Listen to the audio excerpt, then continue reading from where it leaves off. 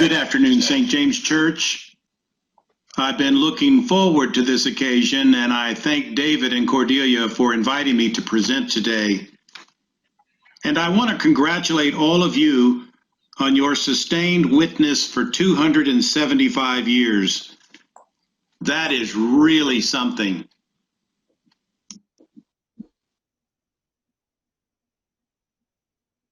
My subject today is William Augustus Muhlenberg, who served St. James Church as co-rector from December 1st, 1820 through the end of June, 1826. Muhlenberg's first cure was Lancaster.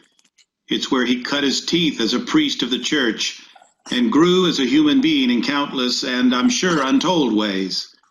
He became one of the greatest clergymen in the history of the Episcopal Church, right here in Lancaster. When Muhlenberg was born in 1796, his hometown of Philadelphia was thriving and showing the way in government, scientific advance, commerce, industry, banking, and religion. Ample resources in this big city complemented 15 feet of topsoil in the hinterland.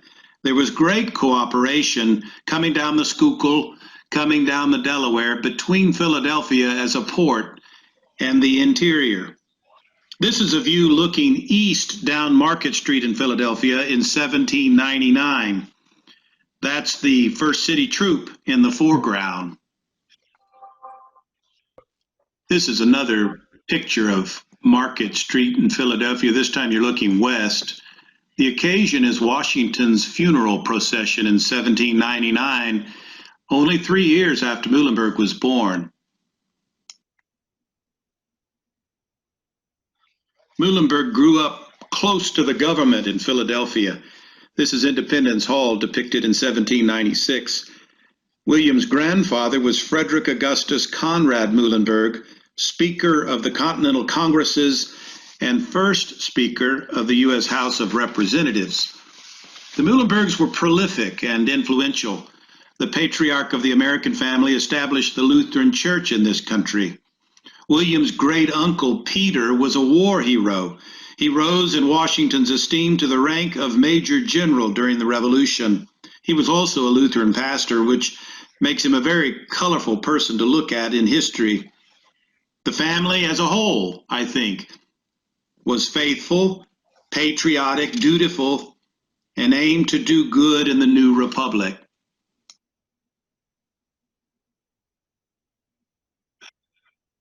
This is Frederick Muhlenberg, first Speaker of the House of Representatives. This is William Muhlenberg's mother, Mary Catherine Sheaf Muhlenberg.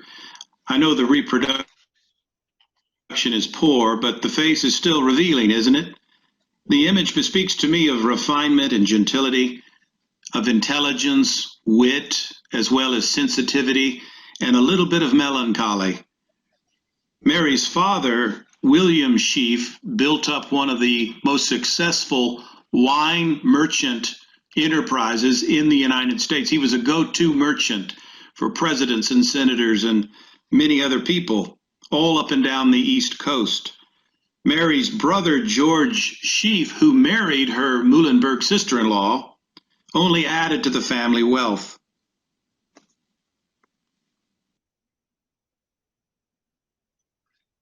I think you recognize Christ Church, Philadelphia.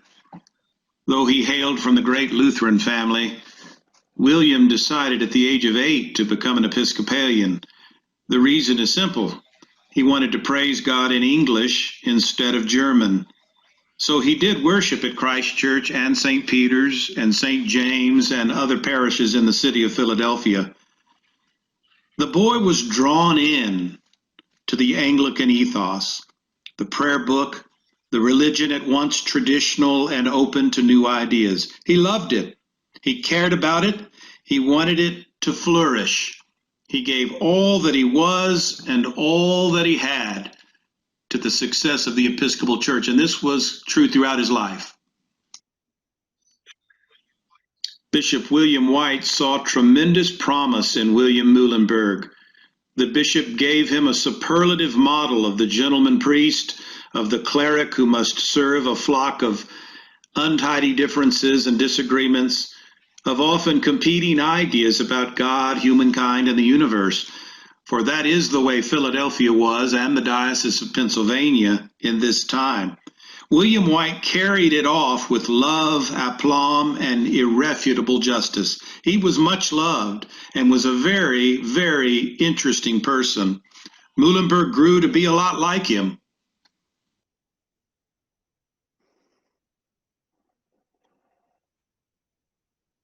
Muhlenberg was a fine student at the Philadelphia Academy and then at the Grammar School of the University of Pennsylvania. He graduated summa cum laude from Penn in 1814. He was only 18 years old. This image is of Penn's second campus, in use from 1801 to 1829. William Muhlenberg became a very competent classic and continued in the belief that a liberal education should not dispense with serious work in Latin and Greek. And of course, he believed that it must not be separated from religious faith. This is Jackson Kemper, later the first missionary bishop of the Episcopal Church. He was 7 years older than Muhlenberg. He grew up in New York. He was prepared at the Cheshire Academy in Connecticut and graduated valedictorian of his class at Columbia. Bishop White brought Kemper to Philadelphia for various reasons, but one of the things he did when he got to Philadelphia was to prepare Muhlenberg for ordination. It was an excellent and fateful choice. Excellent because Kemper was already a learned divine who was utterly dedicated to what he and Muhlenberg called the ministry of reconciliation out in the real world, meaning possibly the American frontier. It was a fateful appointment by Bishop White because Kemper was both a high churchman and a person of deep evangelical zeal, and he was bent on reforming the Episcopal Church. He had a lasting effect on Muhlenberg.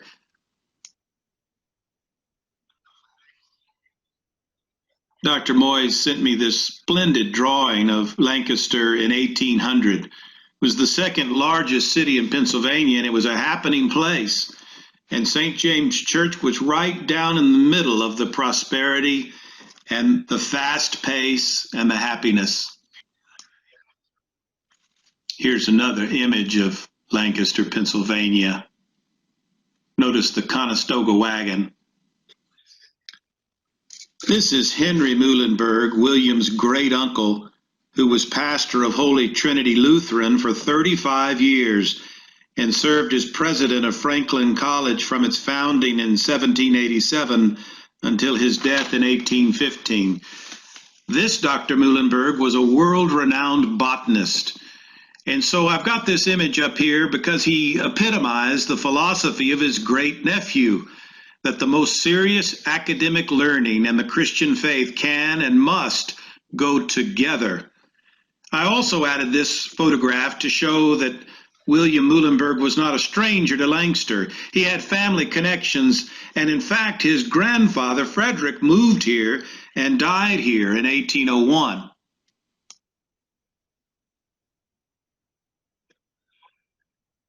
This is a photograph of the parish church from winter 1865. I've wondered what's in that barrel, wine or beer. But it's still the way the church looked, the way Muhlenberg found it in 1820. It's the second church of St. James. It has the classic Lancaster look, doesn't it? And reminds us of other handsome buildings from that era. Muhlenberg was ordained to the diaconate in 1817 and to the priesthood on October 22nd, 1820. He was with Bishop White in Lancaster to consecrate this new church on October 15th, 1820. Joseph Clarkson was the rector of St. James, who took on William Muhlenberg in December 1820. Clarkson was rector from 1799 to 1830. Long tenures in parishes were not uncommon in that day, but remember that Lancaster was a fast-paced protean phenomenon, and St. James was a fashionable, smart church filled with upwardly mobile and wealthy city leaders. 30 years a rector in a place like that is indeed an accomplishment. The warden, when Muhlenberg arrived in Lancaster, was Judge Robert Coleman. He was a self-made man of uncommon ability and entrepreneurial power. He was enormously wealthy from iron forging and related businesses. He was a shrewd businessman and a good churchman. He was a dedicated parish leader who would have had much to teach Muhlenberg about how to implement good ideas in a complex community of personalities and strong-willed people. The learning experience was cut short, however, when Muhlenberg in 1822-23 pushed for a Sunday evening service. The two strong wills collided. The parish was split over the matter, the vestry divided. Judge Coleman expected to prevail in the end, but did not. Muhlenberg went ahead with the innovation. The judge resigned and assured the young priest that he was no longer permitted to court his daughter, the beautiful and very lovely Sarah Hand Coleman. Both young hearts were devastated, but the father's will was adamant, even beyond his death in August of 1825. Before passing on, let me say that this great and surprising antagonism with Judge Coleman was a lifelong lesson learned by Muhlenberg in lots of ways, of course. But the lesson is that if you're going to be a reformer, if that's your goal, to reform an institution, as Muhlenberg set out to do, then you're going to have tough skin. You're going to have to expect plenty of trouble. And sometimes you're going to have to give up the things you love.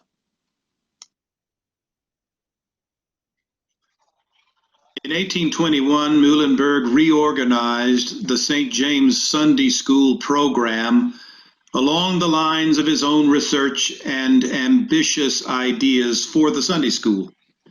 This picture of a contemporary schoolroom prompts me to say that Muhlenberg's idea of Sunday school was very different from the status quo, more like a combination of youth ministry, learning sacred information in a systematic way, and the ways and means of the Boy Scouts of America.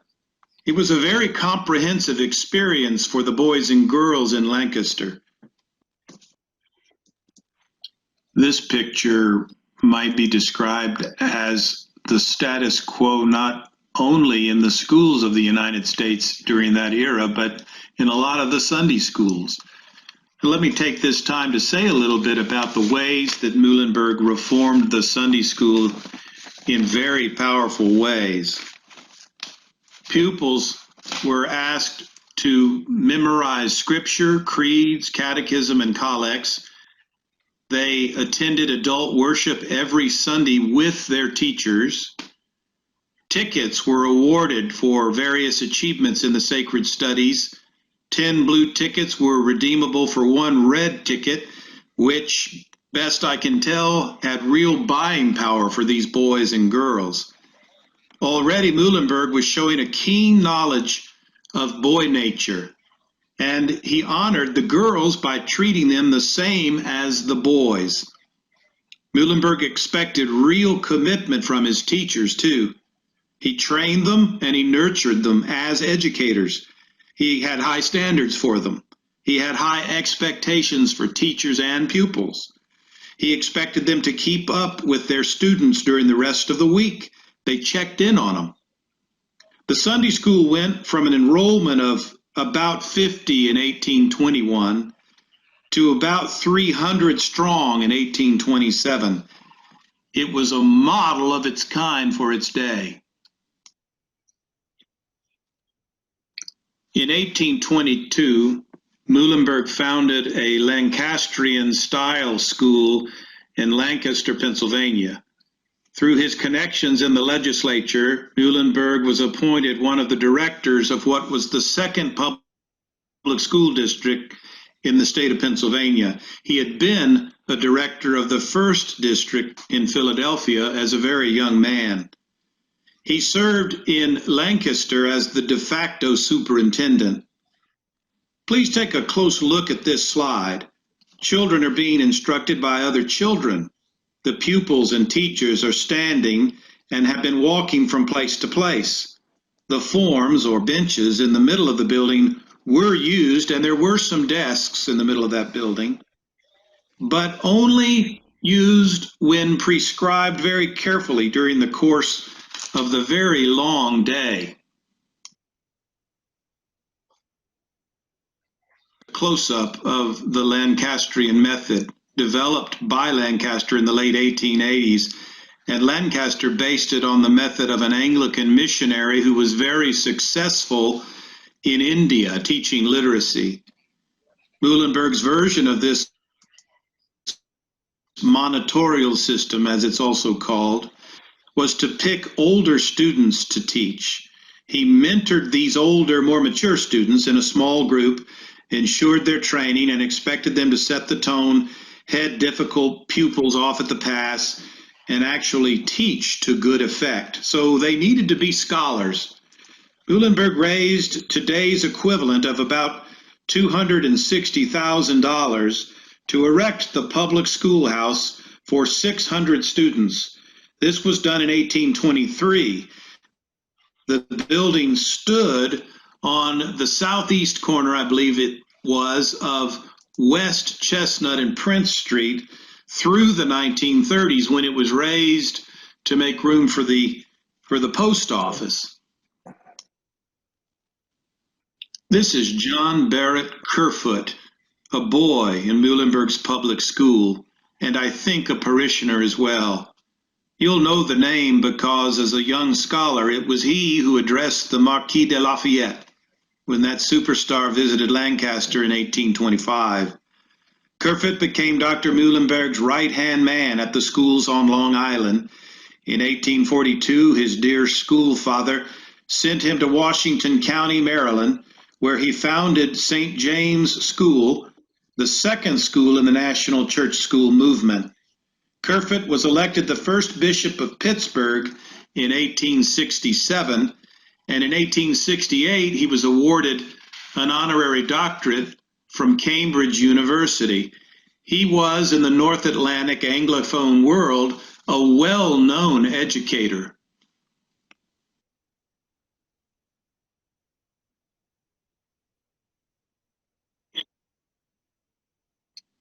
In 1823, Muhlenberg published this book, and if anyone had any doubts that he was a church reformer, this book would dispel the notion.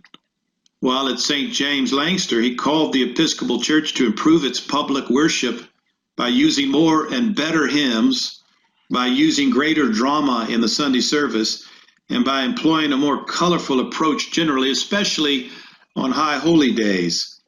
Muhlenberg was put on the hymnal revision committee of the General Convention after this book came out. The number of hymns went from 57 to about 150, a big improvement in the quality of the lyrics, as we would say. This is perhaps Muhlenberg's most famous hymn that he wrote, which started out as a poem in 1825. You can get online through the parish website and read this whole hymn. I'm going to read the first stanza. It's very significant given the date of this utterance from Muhlenberg. He didn't like it later in life because he thought it was kind of somber, but I think it expresses very well something going on in his life when he was in Lancaster. I would not live alway is a quotation out of the book of Job. I would not live alway, I ask not to stay, where storm after storm rises dark o'er our way. The few lurid mornings that dawn on us here are enough for life woes, full enough for its cheer. Where the saints of all ages in harmony meet, their Savior and brethren transported to greet, while the anthems of rapture unceasingly roll, and the smile of the Lord is the feast of the soul.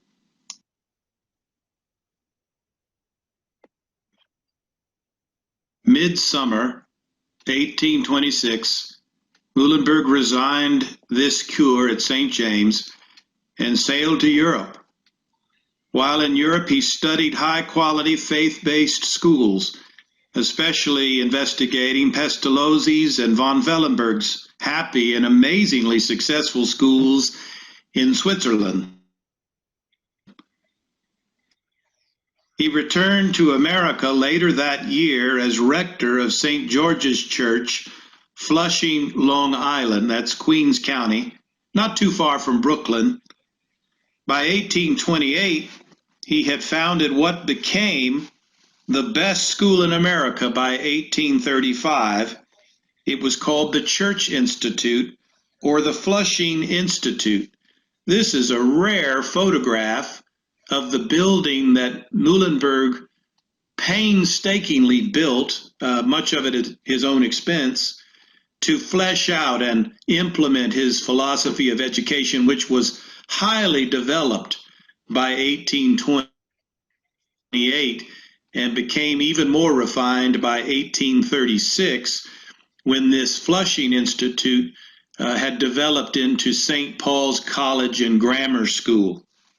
He was an amazingly successful educator, and I want to tell you that in 1870 there were only 500 secondary schools in the United States. And so Muhlenberg and his principal disciples became the go-to people for people looking to figure out how to educate boys and girls from the age of 13 up. This is Henry Augustus Coit, who went to St. Paul's College and Grammar School and sat at the master's feet for several years. There's a plaque in St. James Church, Lancaster, I believe put up by alumni of St. Paul's School, Concord, New Hampshire. Henry Coit was the founding rector of St. Paul's in New Hampshire. He was at St. James in 1853 and 1854 as a classics teacher in Sam Bowman's parochial school.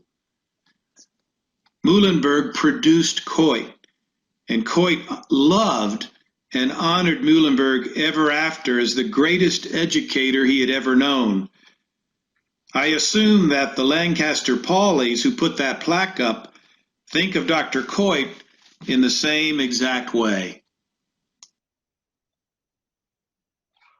This is the doctor in the late 1840s, artist unknown and exact date unknown. It is not later than 1850. And this is a very nice picture of Muhlenberg at this point in his life. What do you see in this face? I see success and assurance and confidence mixed with sadness and a little bit of disappointment. Muhlenberg had made a great success of the Flushing Institute and St. Paul's College and Grammar School. People were coming literally from all over the United States to go to school there. Things were going great. And then it came time to apply for a charter from the state of New York. About that time, the panic of 1837 hit. Financial markets collapsed. But more important than the depression that lasted for about 5 years, in my opinion, was the way that party politics in the Episcopal Church caused people to be suspicious of Muhlenberg because he sedulously avoided any party affiliation. Members of one party thought he was a secret card carrier in the other party. He was not able to raise the money he needed. And so what you see in this face is fairly serious disappointment also.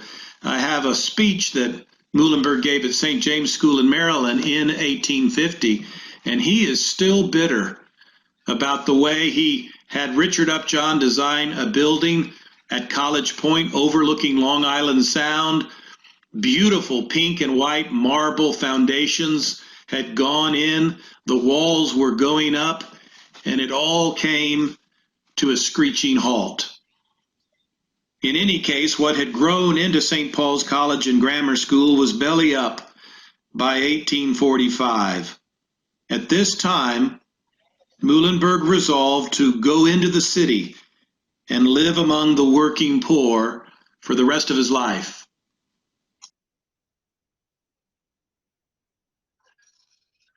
This is the Church of the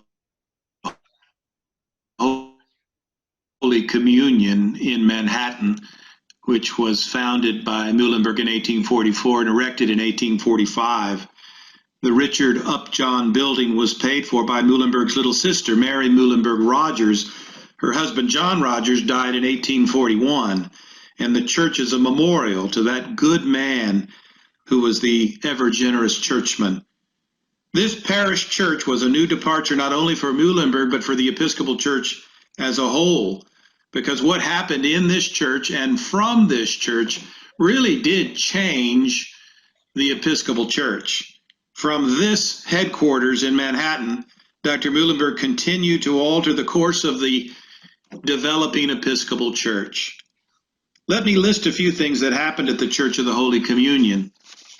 The first and most interesting is that it was one of the first free churches in the United States. No one had to rent a pew. It was first come, first served.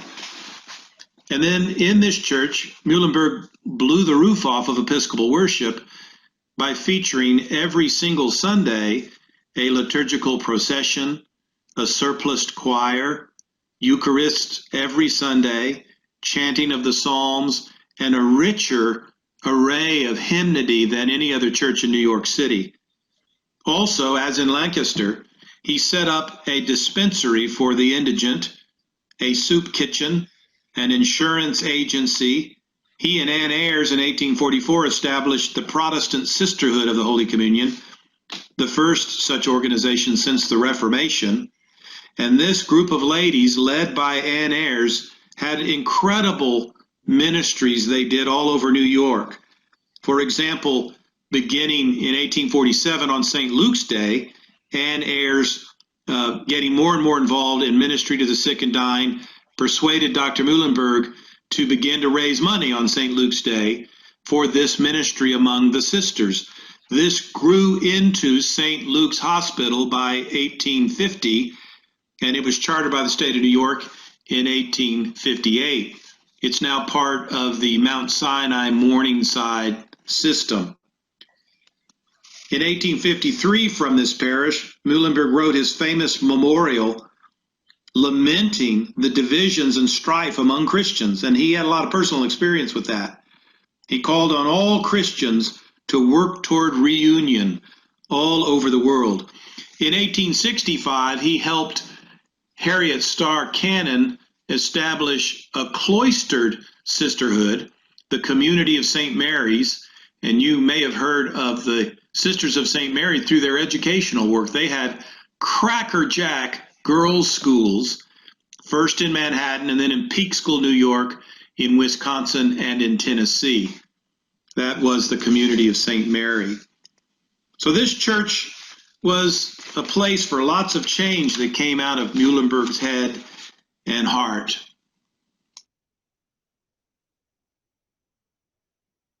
Here's a nice picture of St. Luke's Hospital. That middle part of the building with the two towers, there was an atrium in there, and the chapel in the hospital, one of the main features thereof, was in the middle of the building so that all the patients could hear morning prayer being prayed and evensong being sung. Isn't that wonderful? In 1866, Muhlenberg bought almost 500 acres out on Long Island, not far from Smithtown, New York. This is one of the houses houses where orphans lived. They called it St. John Land. And I don't really think it was a utopian experiment. I think that it was a very practical idea. Muhlenberg wanted to get working people out of New York City. He wanted to get them. He had 1.5 miles of beachfront on the Sound, and he had beautiful woods and orchards, and he wanted to create an authentic Christian community with the church at the center. People would pray together, and they would work together to produce food for each other and clothing in small factories, etc., and so forth. On balance, the St. John Land community experiment didn't work too well, but it has led to some wonderful things, including state hospitals, orphanages, people looking after the sick and the needy, and one large New York State mental hospital was built at St. John Land. I discovered in my dissertation research the profound influence that John Henry Newman had on Muhlenberg for a long time. In 1845, Newman became a Roman Catholic, and according to Muhlenberg's biographer, Muhlenberg renounced Newman in 1845. It took him to be something of a false prophet and a misleading sage. But it was too late, because Newman had already sunk very deeply into Muhlenberg's mind and heart, and he had that effect on people. People who were not particularly sympathetic with Newman's religion admitted that he was an incredible preacher. He did not get into pulpit histrionics or anything. He read his sermons, and yet at the University Church of St. Mary the Virgin in Oxford, it was standing room only. It was kind of an incredible thing. And those sermons had such an impact on Muhlenberg that he read them to his boys at Sunday afternoon vespers. They had a lot in common in terms of personality, reforming zeal, religious sensibility, and especially their shared zeal for the person of Jesus Christ and the gospel. And let me say this, both Muhlenberg and Newman gave up everything to follow the Lord and be his dutiful ministers in this hurting, troubled, confused world we live in.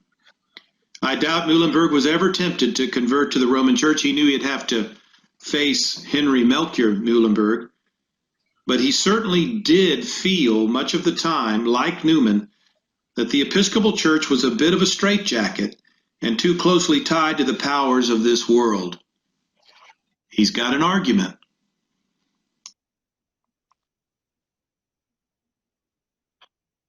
I love this portrait of William Augustus Muhlenberg. It's worthy of the man. It's hard to figure out Muhlenberg's religion. He would not identify with the Hobartian High Churchmen or the Anglo-Catholics, even though many of them claimed that he was their inspiration. He found too much to worry about with evangelicalism, and yet they claimed him, and he often claimed them. He was decidedly not a Low Churchman, nor was he a latitudinarian. If I were forced to place him, I'd say he ended up a Catholic-minded broad churchman. He admired Kingsley as a writer of fiction, and he loved F.D. Morris as a theologian. These were broad churchmen. He called himself an evangelical Catholic, and for some years published a weekly newspaper named The Evangelical Catholic. What he was is a bit puzzling. He defined evangelical as the spontaneous, free-spirited, personal, even the sentimental side of the Christian faith, open, the side of us that's open to the listing of the Spirit. While Catholic meant to him solidly grounded in some of the structures we know of, the foundation of the church in Scripture, creeds, historic liturgy, sacramental grace, and the apostolic order of history. Dr. Pusey of Oxford met Muhlenberg in the 1840s, and when some Americans met with Pusey a little bit later, he said that he thought Muhlenberg was the most interesting one from the other side, as he said. William Augustus Muhlenberg cannot be summed up, but in finishing up our presentation, let me urge you who are St. James Church to be mighty proud of your co-rector between 1820 and 1826. He was utterly dedicated to Jesus Christ and to the vocation of the ordained ministry, and he inspired others, young men, young women, the rest of his life with that dedication. It was very moving and the real thing. There was sanctity about this man. He was an effective and inspiring reformer. He was the greatest secondary educator in American history, and I really believe that. He was a social visionary who was not afraid to betray his class if it was the morally right thing to do. He was a countercultural prophet. He was a church entrepreneur, as Professor David Hine of the George Marshall Foundation puts it. That's a great word to describe Muhlenberg, a church entrepreneur. He had social vision, and he was really countercultural. He was the father of ecumenism in the Episcopal Church. He was the anticipator of the liturgical movement in this country. Ecclesia Plantanda, the motto of the patriarch of the Lutheran Church in America, William Augustus Muhlenberg's great-grandfather Henry. The church must be planted. Thank you very much, and God bless you all.